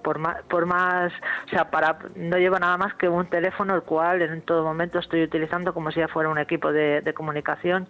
Yo, a partir de encontrarme con la escena que me encontré, yo me comporto como lo que soy. Soy policía. Desde luego, yo para nada le reprocho su actuación, sino todo lo contrario. Todo lo contrario, es digna de elogio. Solo preguntaba que si ya había aparecido yo ese tipo de destornillador. detalles no puedo comentarlos ahora mismo. Lo entiendo. Y Encarnación, en el intervalo que pasa entre que usted llega al lugar del crimen y que acuden también sus compañeros de la Policía Nacional, ¿ellos en algún momento se ponen violentos o al enseñarles usted la placa asumen que van a ser detenidos de inmediato? Usted nos dice que uno de ellos sí se encara en los primeros instantes con usted, pero ¿hay algún momento más en los que ellos a usted le dé la sensación de que se van a poner violentos también contra usted? No, yo ya no les di opción a ello. O sea, cuando te encuentras en esa situación, tú eres el que tienes que tomar la determinación de ir hacia ellos, no ellos hacia ti. El mando el control de la situación es el que tienes que tenerlo, ya eres tú, con lo cual pues ya no le das opción a que lo hagan. Recordamos, insisto en ello, que no estaba, Encarnación no estaba de servicio, que no llevaba tampoco su arma reglamentaria. No llevaba su arma. Y ellos no tratan de huir cuando usted se identifica como policía, no, siendo dos y estando usted sola y sin su arma reglamentaria, ¿no hacen el gesto de intentar salir de la escena del crimen pitando? No, porque ya le digo, yo en ese momento ya no les dejo y en todo momento soy la que tiene que controlar esa situación, con lo cual a partir de ese momento ya no intentaron echar a correr, ni intentaron ya salir de ahí. Yo ya los tenía a ellos ya controlados donde quería tenerlos y ya está. Usted habla de la verborrea que tiene ella, la acusada. Al parecer empezó a decir cosas sin sentido, pero trataba de disculparse porque ella lo que hacía era acusar a otro, ¿no? Ya le digo, yo en un principio lo que esta persona empieza a decir cosas que yo desconozco su historia, con lo cual no sé, para mí es que en ese momento ya no tiene ningún sentido. Yo tengo lo que tengo delante y ya está esta persona, y claro, intenta hablar y hablar y hablar, pero yo no sé lo que... En ese momento, ya le digo, dice muchas cosas, pero para mí yo ya no le puedo prestar atención porque yo en todo momento lo que tengo que estar es controlándolos a ellos. No puedo distraerme para ver lo que está diciendo. Lógicamente.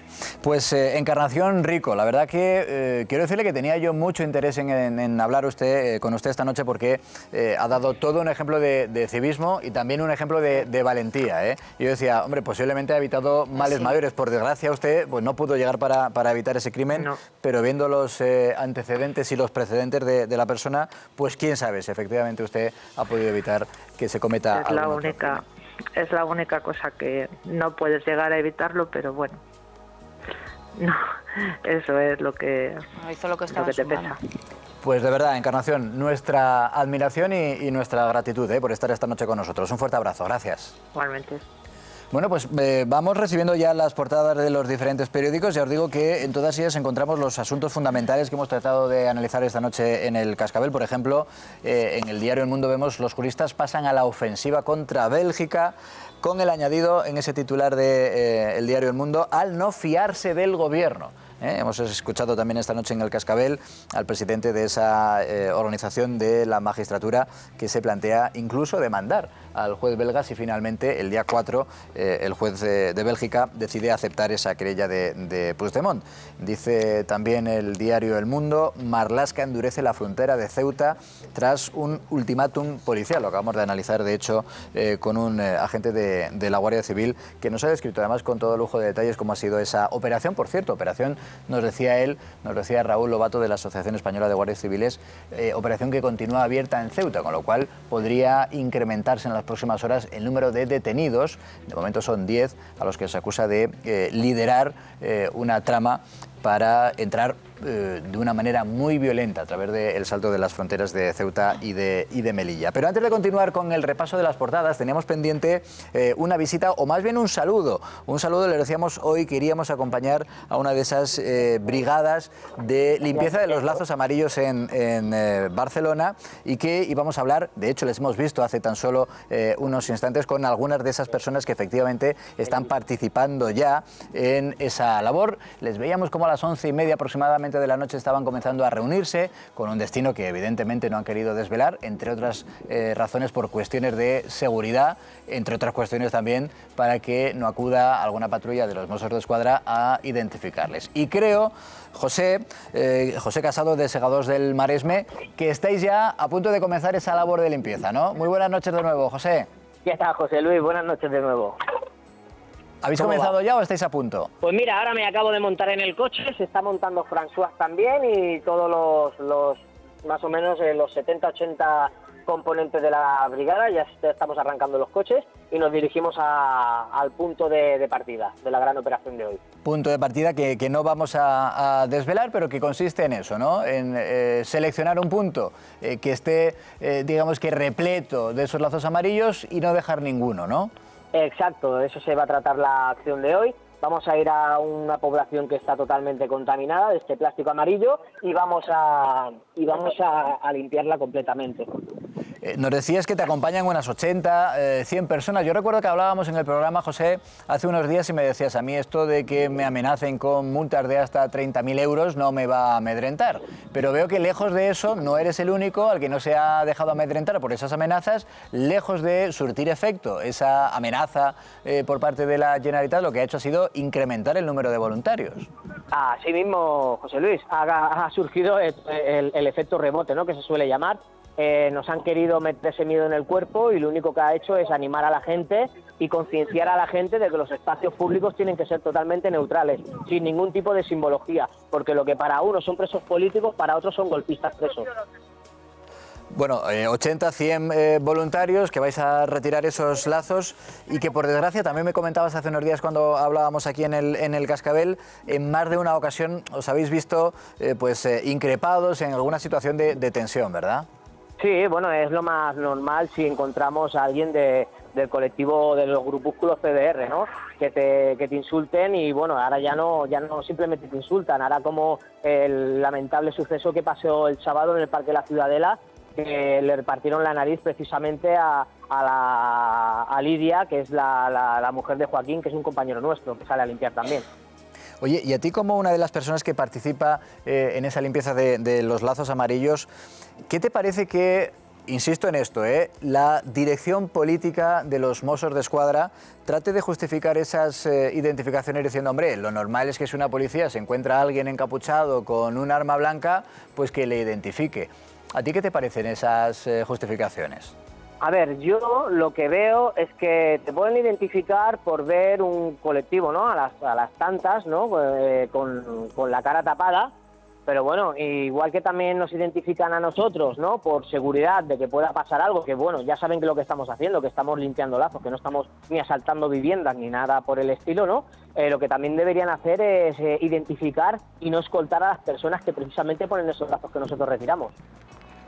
Pues está claro. Y ya decía que os queríamos acompañar, José Casado, de Segadors del Maresme. Gracias por estar de nuevo con nosotros.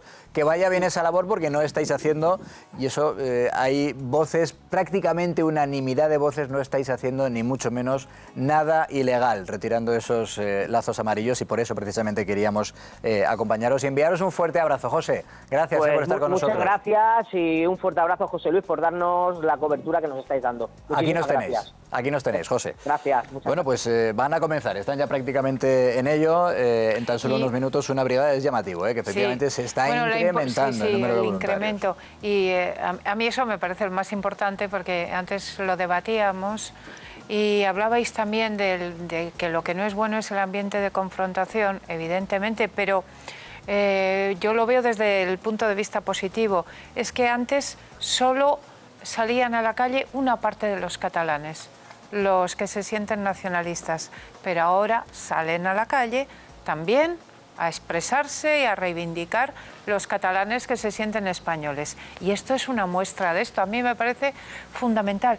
Y luego yo quería añadir que, evidentemente, lo que me parece que sí saben todos los catalanes que están retirando lazos amarillos es que si hubiera cualquier acusación por parte de los Mossos, tendrían inmediatamente una movilización en el resto de España para ayudarles a la defensa legal.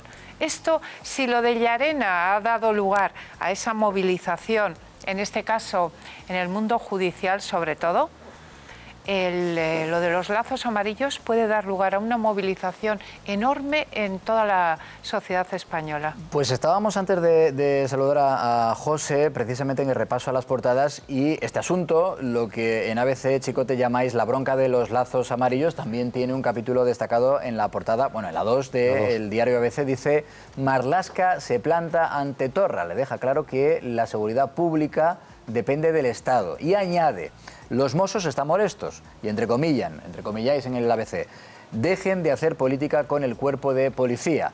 Y otro tercer detalle importante más, en torno también a esta bronca de los lazos amarillos: la mujer agredida por quitar lazos no se fía de los Mossos y denuncia ante la Policía Nacional. Sí, ha puesto la denuncia ante la Policía Nacional, pero yo, como apuntaba antes, esto en principio, salvo que un juez decida que tiene que ser la Policía Nacional, es competencia de los Mossos de Escuadra. Salvo, insisto, igual el juez dice, como los Mossos están dando muestras de no actuar de forma imparcial, voy a encomendar la investigación. Pero esas competencias de seguridad se dieron, quizá no habría que haberles dado en su momento, pero se dieron esas competencias, y la competencia es de los Mossos. Por eso ocurre lo que está ocurriendo. De cualquier manera, el titular principal de ABC, de la 2 de ABC mañana, es: Delgado, la ministra de Justicia, ficha al entorno de Garzón. Sí, es muy interesante. Es una ministra muy cercana, muy próxima a Garzón, y ficha al entorno, dice, del juez inhabilitado para reformar la justicia universal. Dice, la ministra recluta a 4 juristas vinculados al juez inhabilitado. Bueno, de hecho, uno de ellos trabaja en el despacho privado de Baltasar Garzón, que es Ilocat, Sociedad Limitada, el despacho que abrió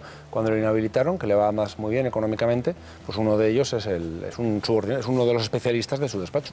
Aunque la apuesta visual mañana del diario ABC en su portada es en torno a la economía. Frenazo de la economía, pero no del gasto. El Producto Interior Bruto cae a su peor nivel de los últimos 4 años y el consumo se debilita, mientras el Gobierno ya ha prometido a sus socios incumplir el déficit y está tratando de ver cómo le da cobertura legal a ese intento de evitar el Senado, de evitar la mayoría del Partido Popular en el Senado.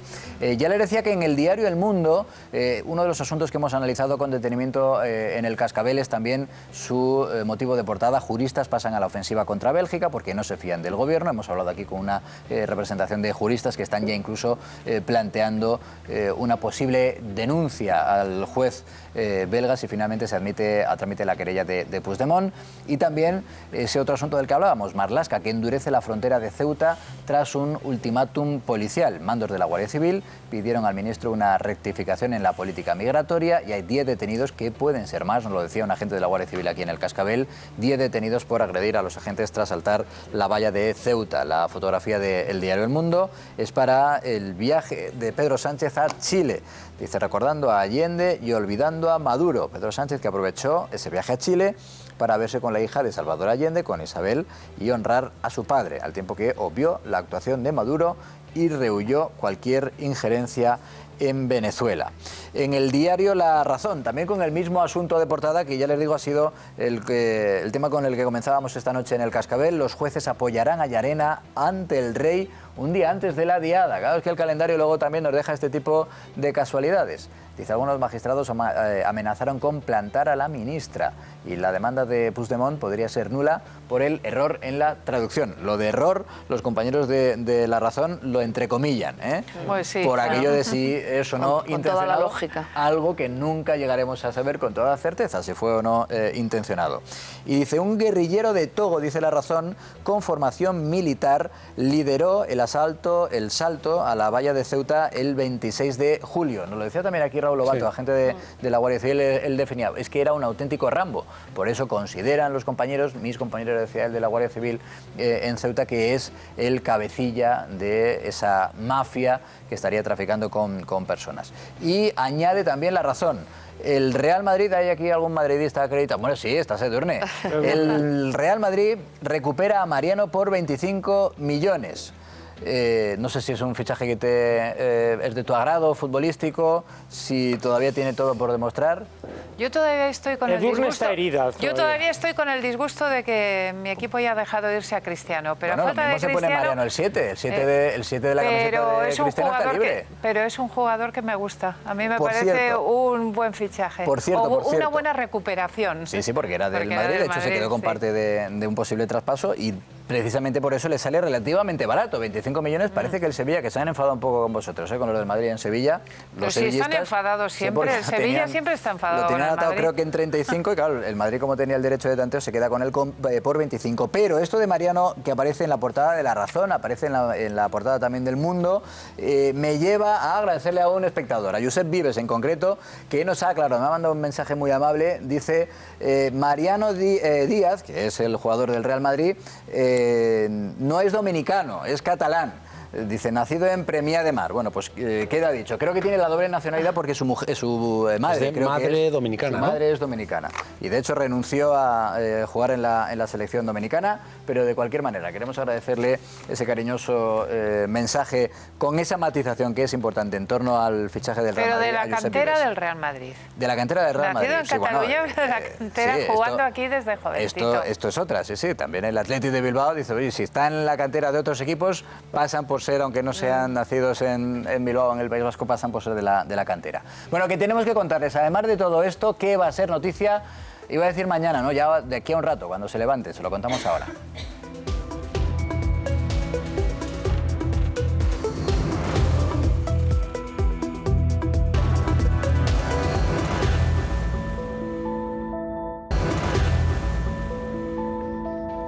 Pues tienes a la gente con los ojos como platos, esperando a que les digas que va a ser noticia. Hoy será noticia. Pues vamos a hablar de inmigración, vamos a hablar también de Cataluña y de datos que de nuevo van a ser positivos para nuestro país. Comenzamos, como les decía, hablando de inmigración porque vamos a celebrar hoy una reunión en el Congreso. El ministro Fernando Grande Marlaska va a explicar la política migratoria en nuestro país en el Congreso, pero a la vez en el Senado se va a debatir la comparecencia de Pedro Sánchez en un pleno extraordinario para hablar también de inmigración. Estaremos también muy pendientes de Cataluña, porque allí Ciudadanos ha convocado una concentración en apoyo a esta mujer agredida por retirar lazos amarillos el pasado día 25.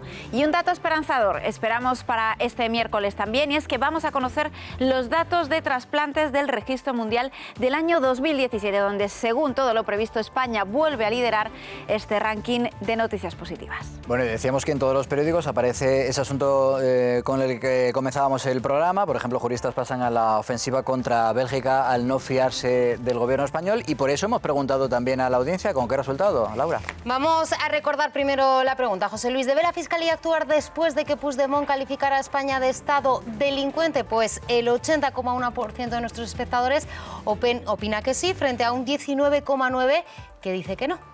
Pues Carmelo, Edurne, Fátima y Javier, que si queréis seguimos.